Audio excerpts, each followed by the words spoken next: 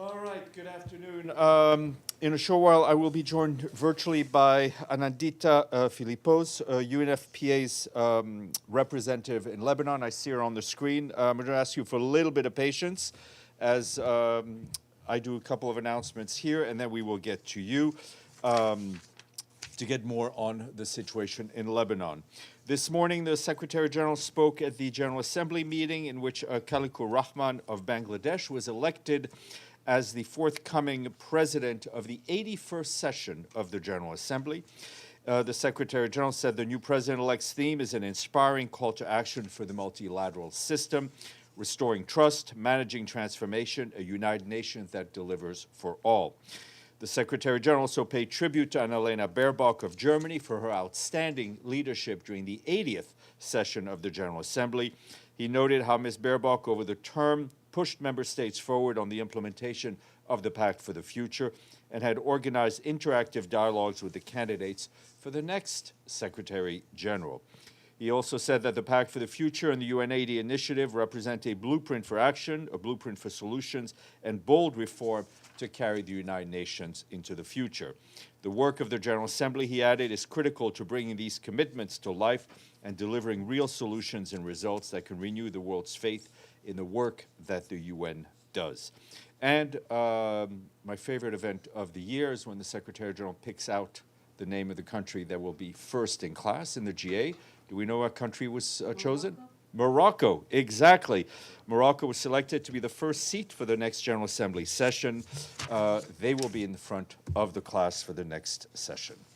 In a video message released today on the World Meteorological Organization El Niño, La Niña update, the Secretary General noted that the science is clear. El Niño is arriving on our doorstep in the coming months with 90% certainty. He stressed that the world must treat it as the urgent climate warning that it is. The Secretary General warned that El Niño conditions will pour fuel on the fire of a warming world.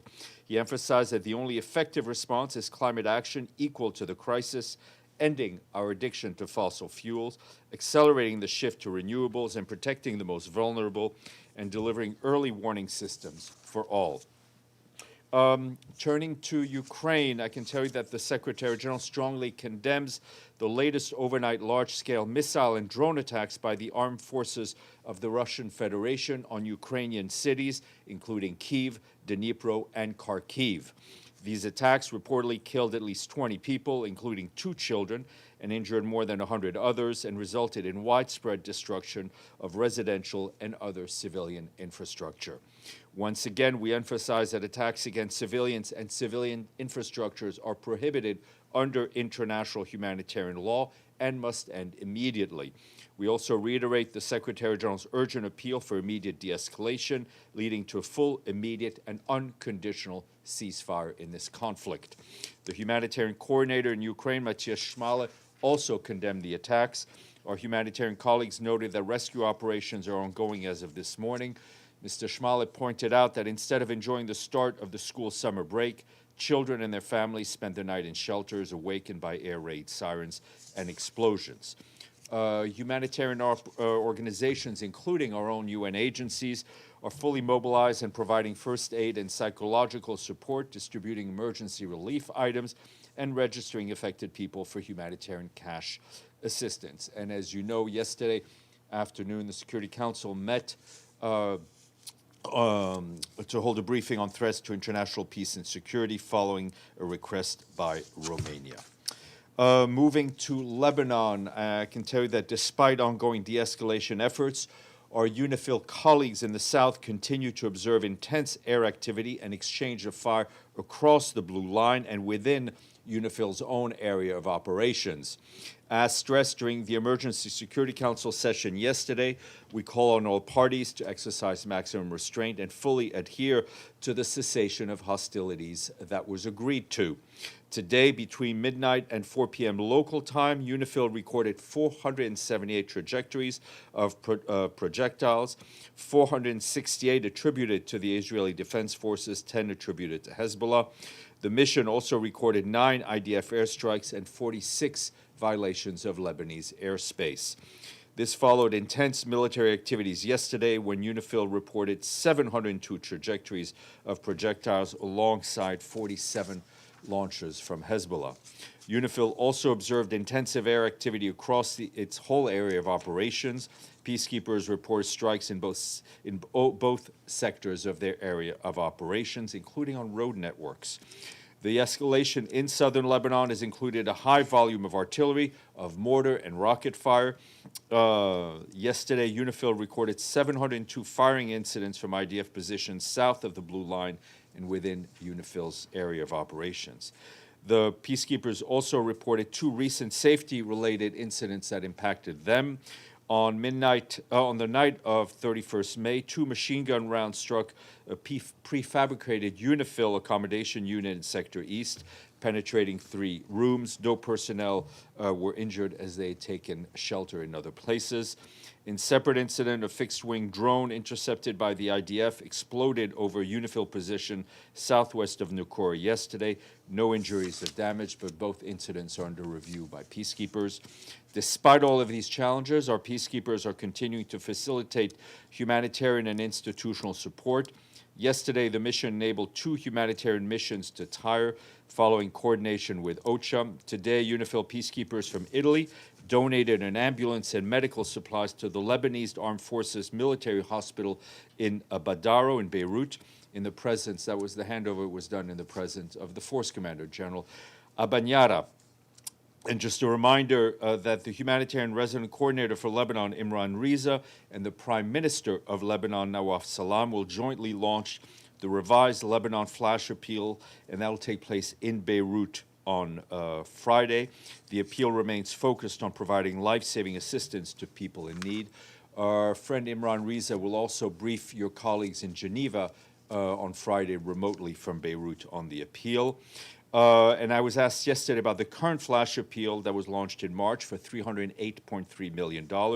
I can tell you that as of June, the appeal has secured $185.9 million, which is, according to our OCHA math expert, about 60% of what we need.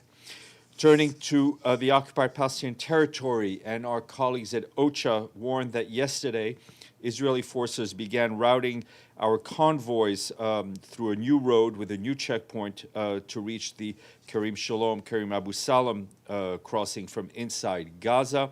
Today and yesterday, humanitarian convoys have faced significant operational challenges at the new checkpoints, including delays, congestion, malfunctions, and slow screening. As a result, only some of the supplies planned to be collected from the crossing could be picked up.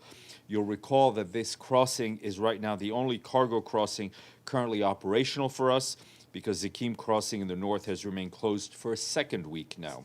Our teams are engaging with authorities to secure smoother access to the Israeli crossings along Gaza's perimeter and the reopening of additional routes.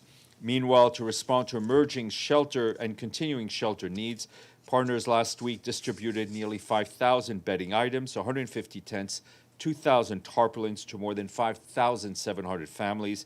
However, partners say their dwindling stocks, ongoing restrictions on the entry of essential material, and limited access to affected areas make it challenging to meet the daily needs of the many, many displaced people in Gaza. Turning to the West Bank, Israeli forces on Sunday extended a military order that closes off 3 refugee camps in Jenin and Tulkarem. Information from our colleagues at UNRWA indicate that more than 33,000 Palestinians from these camps have been displaced and not allowed to return since January of last year. This extension prolongs their displacement by another 2 months until July 31st. We call, of course, for the lifting of movement restrictions and other policies that cause or prolong displacement or hinders access to basic services and sources of livelihoods. Turning to Sudan, yesterday I was asked about the activities of the Secretary General's personal envoy to Sudan, Pekka Haavisto, and I can tell you that he will travel to Sudan later this week to continue consultations with Sudanese authorities and other stakeholders in the country. Meanwhile, tomorrow in Addis Ababa, the quintet, which as you know is comprised of the African Union, the European Union, the Intergovernmental Authority on Development, the League of Arab States, and the United Nations, will convene Sudanese civilian stakeholders for a workshop as part of the process aimed at discussing the parameters and priorities of a future inter-Sudanese civilian dialogue. Mr. Havisto will be there for part of the workshop ahead of his travel to Sudan. This workshop will build on the extensive consultations the Quintet has undertaken in recent months with a broad spectrum of Sudanese stakeholders, including political blocs, political parties, civil society, actors, women's groups, youth groups, and representatives of displaced communities on the contours of the dialogue process. The Quintet is aiming for the dialogue process and for the preparatory workshop preceding it to be meaningfully inclusive in the way that reflects Sudan's political and social diversity. And on the ground, the situation remains dire, the humanitarian situation, but despite these mounting insecurity, access constraints, and severe funding shortfalls, we and our humanitarian partners are continuing to do our best to deliver critical assistance to millions of people across the country. In April alone, we and our partners provided food aid to more than 3 million people, including 800,000 people in areas experiencing or at risk of severe hunger. In North Darfur State, the World Food Program and its partners provided emergency food and nutrition assistance to almost 500,000 of people in Tawila, which, as you know, hosts one of the largest population of internally displaced people in Sudan. At the same time, we remain gravely concerned by the escalating intercommunal violence that we're seeing in parts of Darfur region. As we told you yesterday, clashes over the weekend in several villages across central and west Darfur reportedly claimed dozens of lives. And yesterday, the violence continued to spread to additional communities, and tensions remain high despite mediation efforts by local authorities and community leaders. Meanwhile, drone strikes continue to affect Darfur. Yesterday, drones reportedly struck the town of Kaboom in South Darfur State, as well as several parts of the state capital, Nyala. Our OCHA colleagues once again call on all parties to protect civilians and civilian infrastructure and to allow for rapid, safe, and unhindered and sustained access for humanitarian aid for all people who need it, wherever they may be. Turning to the Democratic Republic of the Congo, our colleagues at the Office of the Coordination of Humanitarian Affairs tell us that escalating violence in the eastern provinces continue to impact civilians and, of course, the response of the Ebola outbreak. In Ituri, our partners report that at least 7 civilians were killed in villages in Mombasa territory on May 31st. This attack follows a week-long escalation of violence in the province, bringing the total death toll to more than 170 for the month of May alone. The provinces of North Kivu and South Kivu have not been spared by violence, with authorities reporting casualties in armed clashes, preventing communities from accessing their fields. This also created obstacles for humanitarian and health workers and carrying out the Ebola response. We reiterate our call on all parties to respect international humanitarian law, to protect civilians, and to ensure safe, sustained, and unhindered humanitarian access. Meanwhile, the Ebola outbreak continues to expand. We and our partners continue to support national health authorities. This includes the establishment of Ebola treatment centers, the delivery of meals to patients on a daily basis, and to frontline health workers. We and our partners are also providing assistance for case management, transporting medical supplies, as well as community engagement, risk communication, and strengthening surveillance to help prevent the spread of the disease even further.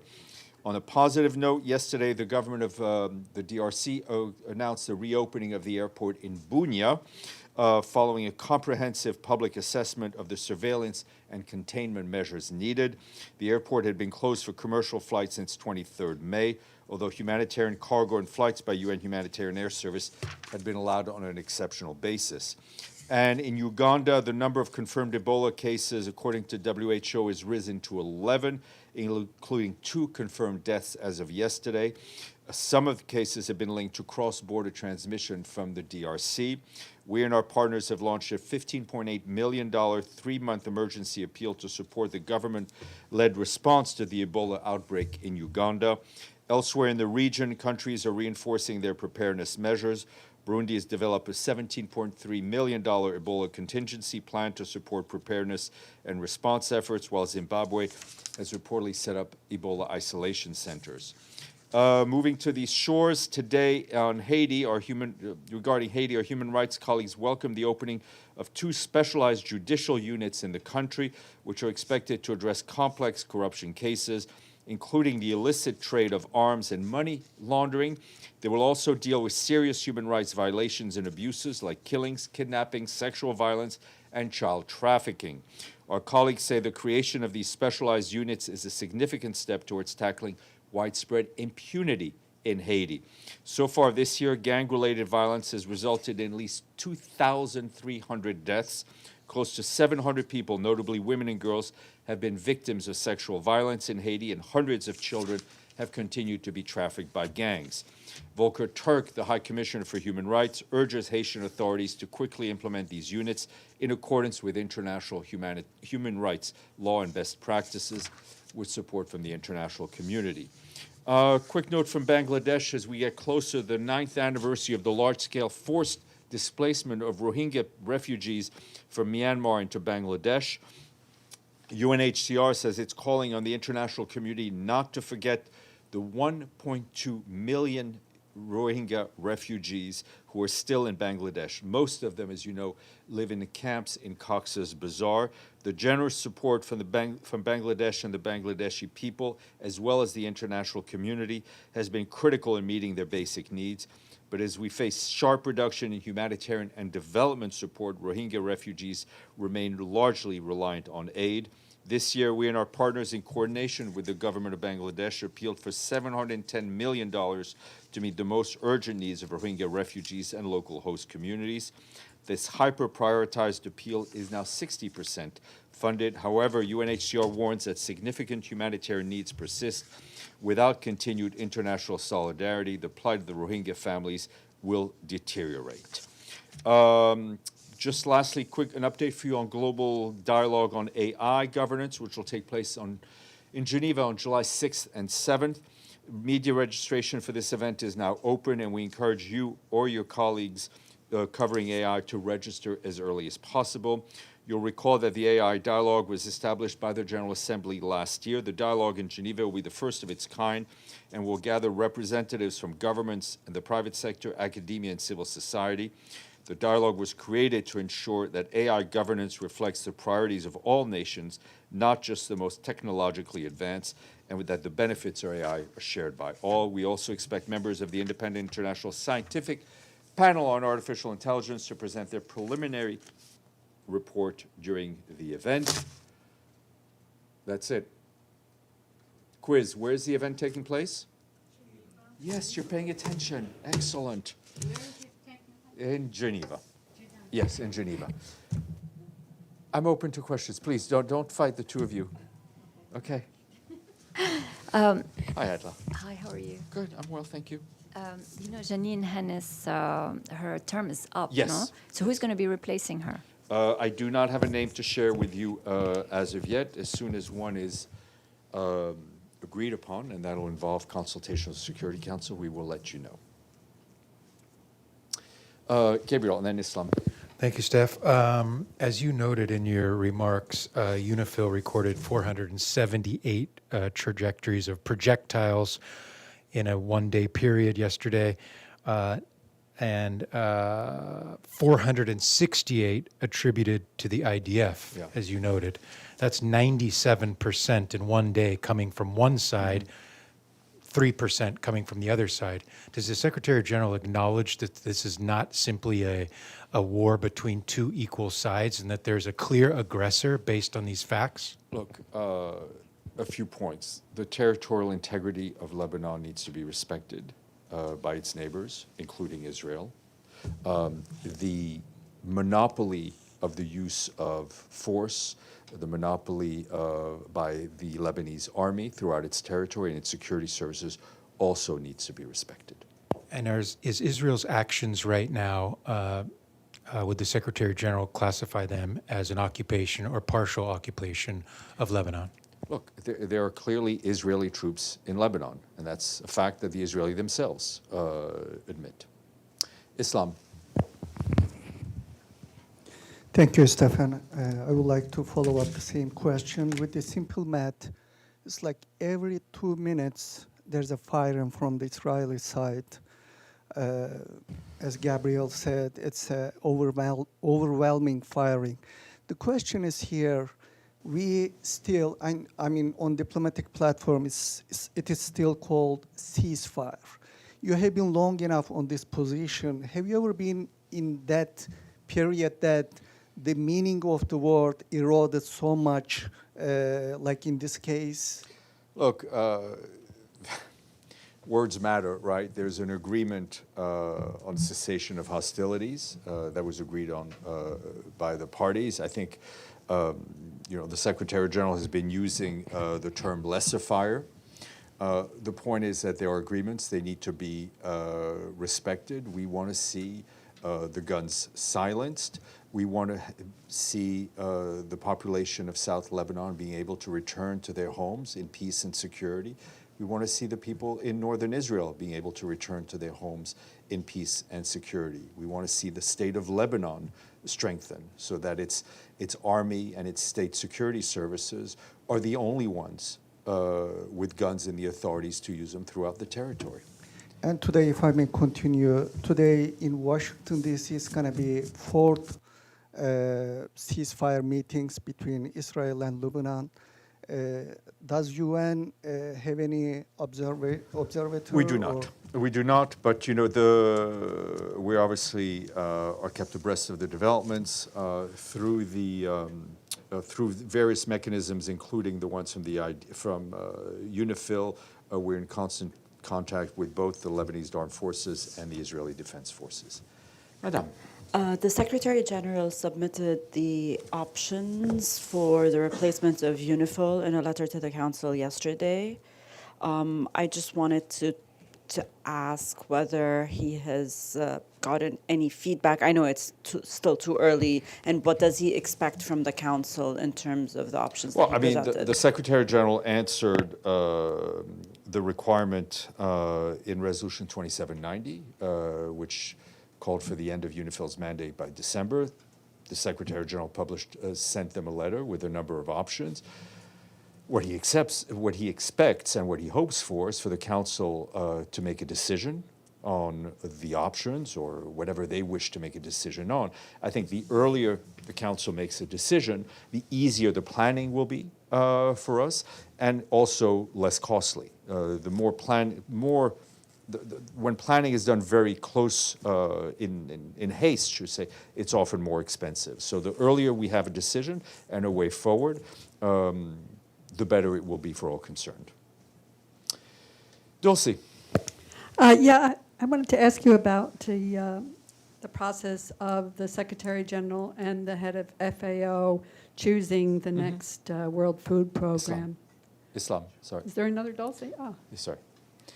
Trying to keep discipline in this class. Anyway, what is the process? The Secretary General calls up the FAO head and says, "What do you think of this U.S. nominee?" Is that it's a joint appointment. So there's consultations between the Secretary General and the Director General of the FAO. Obviously, prior to them talking, there's consultations done by their offices, and it's jointly named. Okay. Is there a timeline?